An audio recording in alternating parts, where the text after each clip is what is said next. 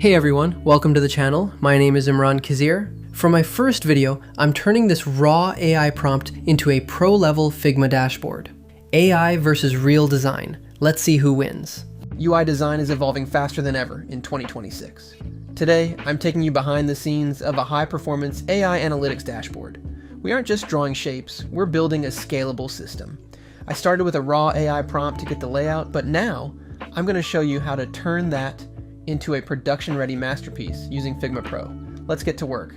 The secret to a professional dashboard is structure. The first thing I'm doing is applying auto layout to every single element. By hitting Shift+A, we move away from static layers and into a responsive workflow. Notice how the spacing stays consistent as I add new content. I'm setting my horizontal and vertical padding to 24 pixels to give the data room to breathe. In design, whitespace is just as important as the data itself. Because we're using Figma Pro, we can work smarter. I'm defining my color palette using local variables. This isn't just for organization, it's for power. With one click, I can switch the entire interface from a clean light mode to a high contrast dark mode. Next, I'm turning these KPI cards into main components. Now, if I want to update the border radius or the font across the entire project, I only have to do it once. This is how you build a real design system. A static design is just a picture. A prototype is an experience.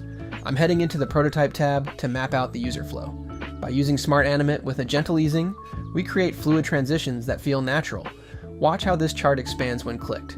That smooth motion is what makes a UI feel premium. We want the user to feel the logic in every interaction. There it is, a futuristic, AI-driven dashboard that's fully responsive and developer-ready. If you want to study the layers, I've published this exact file to the Figma community. You can find the link in the description. If this workflow helped you, drop a like and subscribe for more deep dives into the future of UI design. I'll see you in the next one.